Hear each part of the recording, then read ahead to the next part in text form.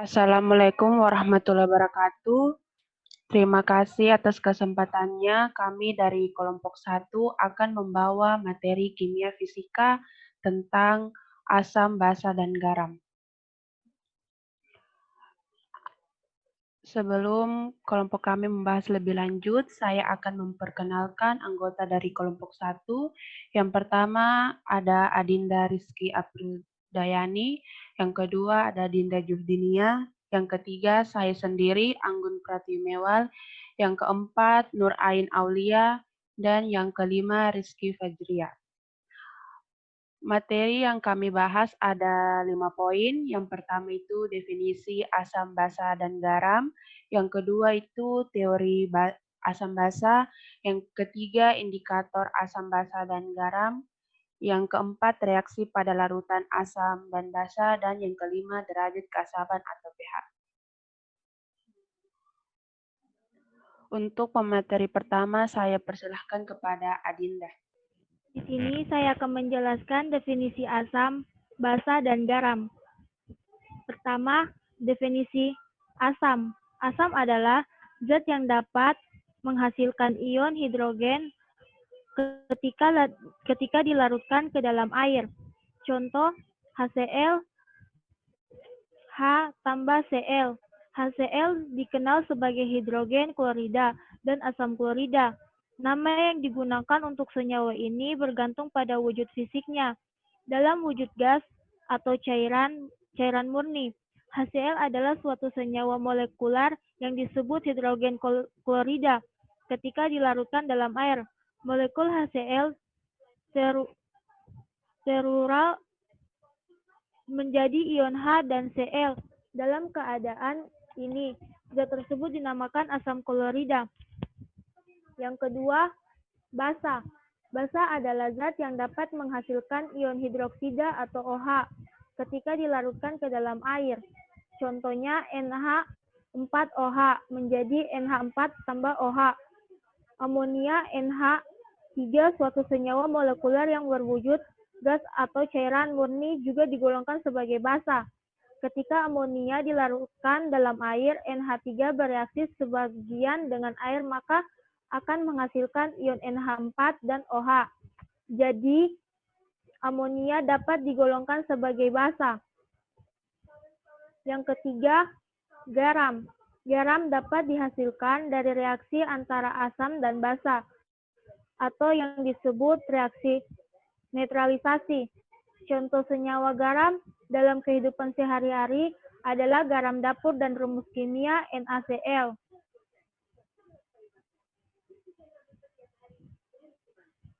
Next. Yang selanjutnya sifat asam dan basa. Yang pertama, asam. Sifat asam. Asam memiliki rasa masam. Misalnya cuka yang mempunyai rasa dari asam asetat dan lemon serta buah-buahan siltrum lainnya yang mengandung asam sitrat. Asam menyebabkan perubahan warna pada zat warna tumbuhan. Misalnya mengubah warna lakmus dari biru menjadi merah. Asam bereaksi dengan logam tertentu seperti seng, magnesium, dan besi menghasilkan gas hidrogen. Reaksi khas adalah antara asam klorida dengan magnesium. Selanjutnya, asam bereaksi dengan karbonat dan bikarbonat seperti Na2CO2, CaCO3, dan NaHCO3 menghasilkan gas karbon dioksida. Selanjutnya, larutan asam dalam air menghantar arus listrik. Yang kedua, sifat basa. Pertama, basa memiliki rasa pahit. Yang kedua, basa terasa licin, misalnya sabun yang mengandung basa memiliki sifat ini. Yang ketiga, basa menyebabkan perubahan warna pada zat warna tumbuhan. Misalnya mengubah warna lakmus dari merah menjadi biru. Yang keempat, larutan basa dalam air menghantar arus listrik. Saya kembalikan ke moderator. Pemateri selanjutnya saya persilahkan kepada Rizky Fajriah. Saya persilahkan kepada Rizky Fajriah. Baiklah, mohon maaf, Rizky Fajriah tidak hadir, jadi saya persilahkan kepada Dinda Juhdiniah. Selanjutnya mengenai kekuatan asam dan basa. Yang pertama, larutan asam. Berdasarkan derajat ionisasinya, kekuatan asam basa dapat dibedakan menjadi asam kuat dan asam lemah, yang mana asam kuat yaitu asam yang dapat terionisasi sempurna di dalam air, atau derajat ionisasinya yaitu 1. Contoh kekuatan asam kuat itu misalnya asam anorganik seperti asam klorida, asam nitrat, asam perklorat, dan asam sulfat. Yang kedua, asam lemah. Asam lemah adalah asam yang hanya terionisasi sebagian di dalam air, sehingga nilai derajat ionisasinya lebih kecil. Contohnya asam hidrofluoriat, asam asetat, dan ion imonium. Yang kedua, larutan basa, yang terdiri dari basa kuat dan basa lemah. Basa kuat adalah basa yang dapat terionisasi sempurna di dalam air, yang memiliki derajat ionisasinya sama dengan 1. Contohnya, natrium hidroksida, kalium hidroksida, serta barium hidroksida. Yang selanjutnya, basa lemah. Basa lemah adalah basa yang hanya dapat terionisasi sebagian di dalam air, sehingga memiliki nilai derajat yang paling kecil. Contohnya amonia. Next. Selanjutnya, pembentukan garam. Apabila asam dan basa direaksikan, maka ion H+ dan dari asam dan ion OH- dari basa akan bergabung membentuk molekul air. Sedangkan anion dari asam dan kation dari basa akan berikatan membentuk senyawa garam. Garam dapat dibedakan menjadi 4 berdasarkan penyusunannya. Yang pertama, garam dari asam kuat dan basa kuat. Garam ini bersifat netral karena asam dan basa penyusunannya sama-sama kuat. Contohnya garam NaCl. Yang kedua, garam dari asam kuat dan basa lemah. Garam ini bersifat cenderung asam, pH lebih kecil dari 7 karena asam kuat lebih mendominasi pembentukannya. Contoh garamnya yaitu NH4Cl. Yang ketiga, garam dari asam lemah dan basa kuat. Garam ini terbentuk dari reaksi netralisasi antara asam lemah dan basa kuat. Contoh garamnya CH3COONA. Dan yang keempat, garam dari asam lemah dan basa lemah. Contoh garamnya CH3COONH4. Sekian, saya kembalikan kepada moderator.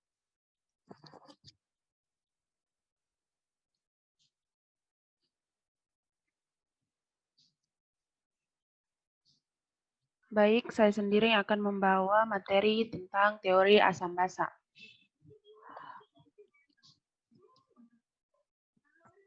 Di sini ada 3 teori asam basa. Yang pertama, teori Arrhenius dikemukakan pada tahun 1886 oleh Svante August Arrhenius.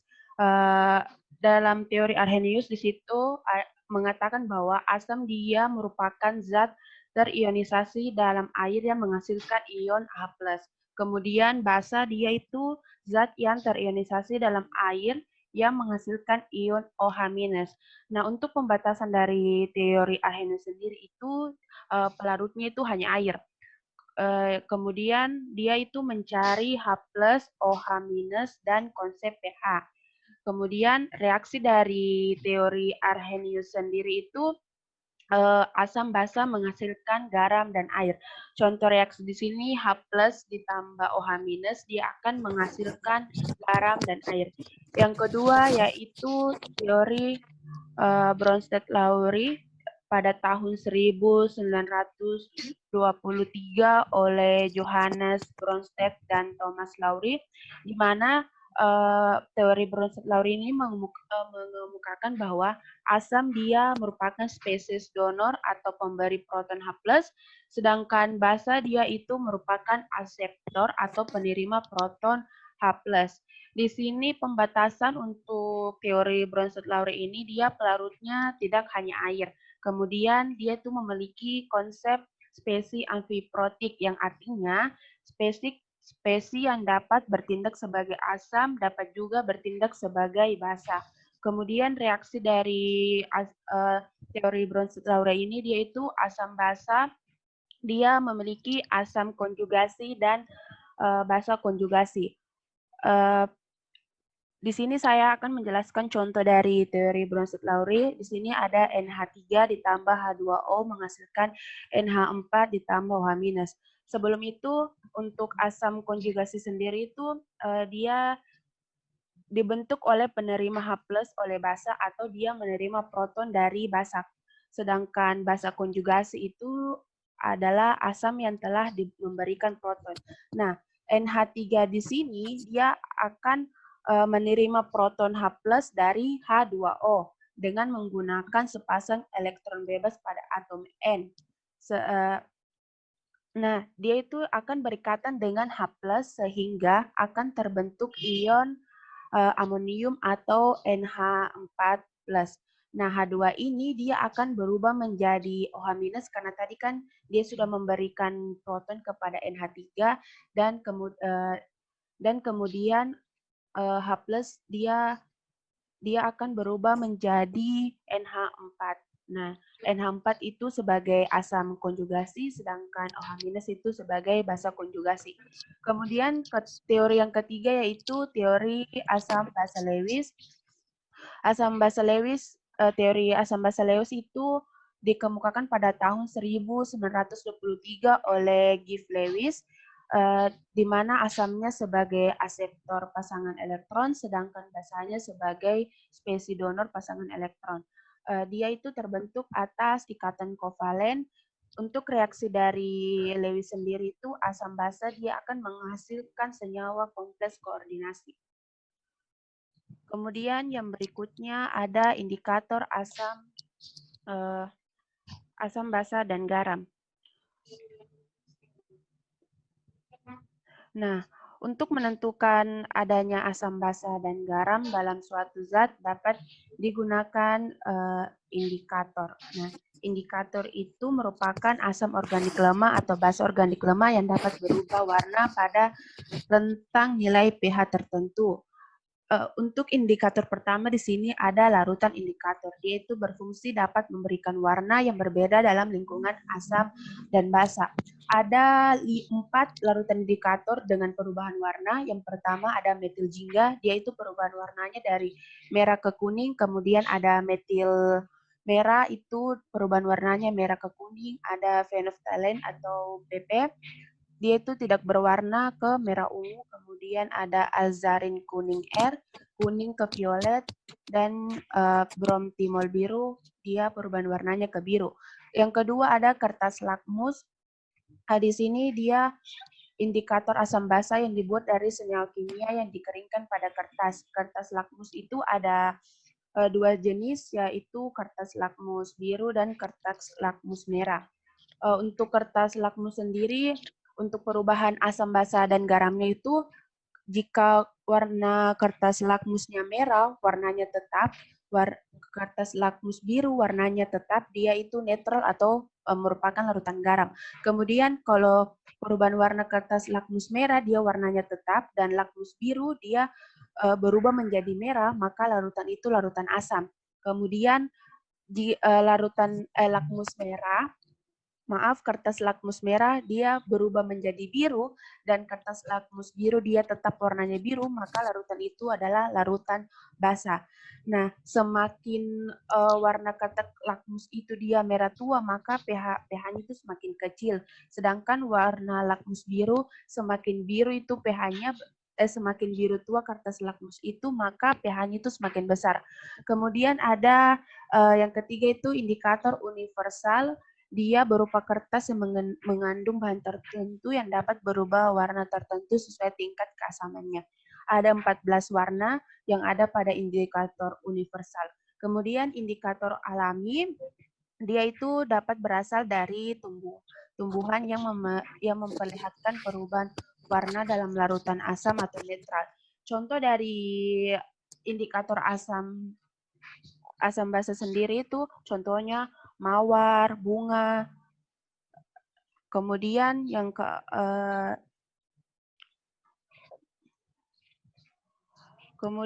ada warna kunyit.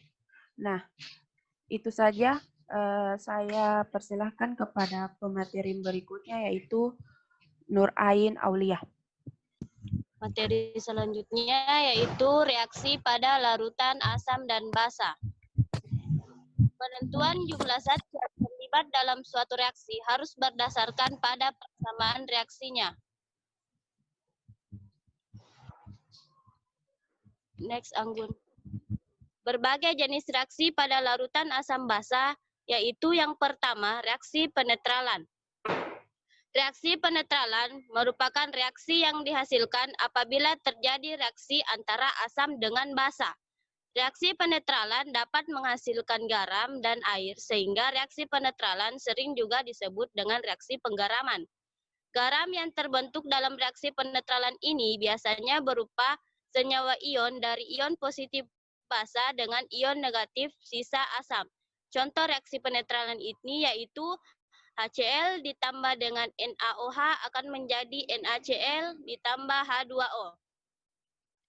Yang kedua yaitu reaksi pembentukan gas. Yang pertama, pembentukan gas hidrogen. Gas hidrogen akan terbentuk apabila asam direaksikan dengan sebagian logam. Contohnya, 2HCl ditambah Mg akan menjadi MgCl2 ditambah H2.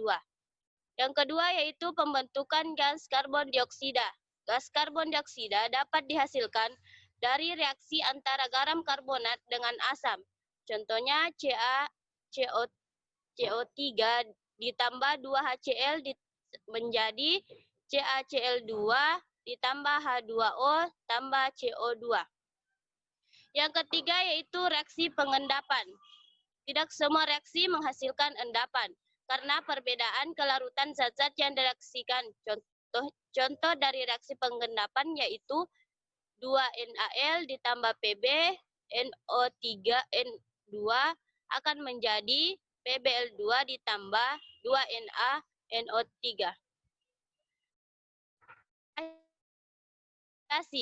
Yang pertama reaksi oksidasi basa dengan asam. Oksidasi basa adalah oksidasi logam yang bila bereaksi dengan air akan membentuk basa, dengan asam membentuk garam dan air. Contohnya CaO ditambah 2HCl akan menjadi CaCl2 ditambah H2O. Yang kedua yaitu reaksi oksidasi asam dengan basa.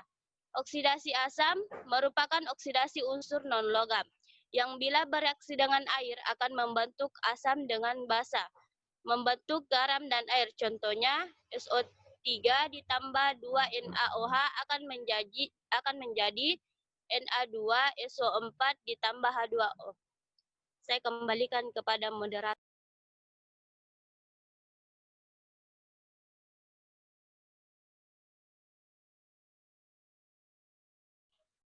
Baik, saya persilahkan kepada Dinda Juhdinia sebagai pemateri berikutnya.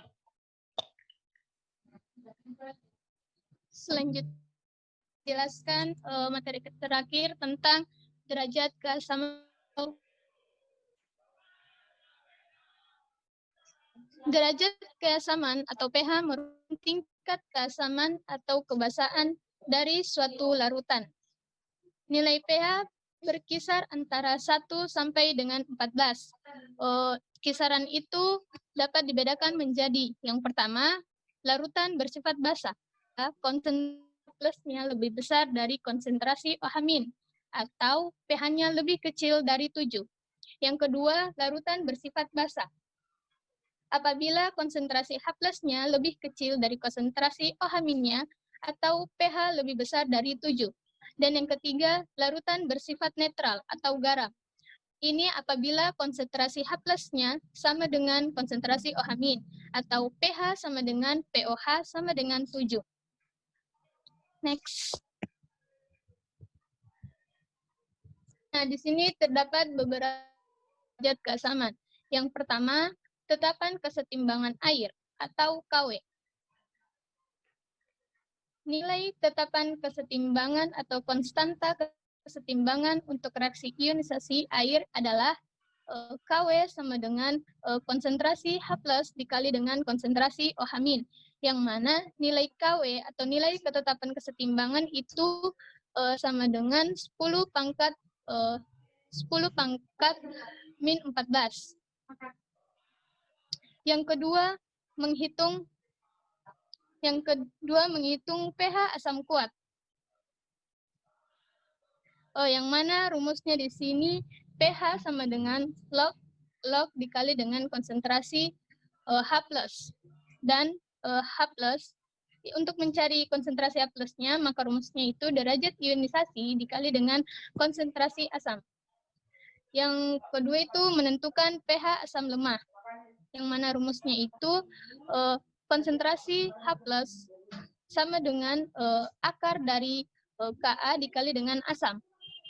Yang mana kalau dicari konsentrasi H+-nya itu derajat ionisasi dikali dengan asam. Dan yang ketiga itu menghitung pH larutan basa, yang mana terdiri dari dua. Yang pertama menentukan pH basa kuat. Rumusnya konsentrasi OH- sama dengan jumlah ion dikali dengan konsentrasi basa. Yang mana rumus dari pH itu sendiri POH sama dengan min log dikali konsentrasi OH-. Yang kedua menentukan pH lemah. Yang mana rumusnya ini konsentrasi OH- sama dengan akar dari tetapan basah dikali dengan konsentrasi asam lemah. Untuk mencari konsentrasi OH-nya, maka derajat ionisasi dikali dengan konsentrasi basa. Untuk mencari nilai pH itu rumusnya 14 dikurangi dengan pOH. Sekian, saya kembalikan ke moderator.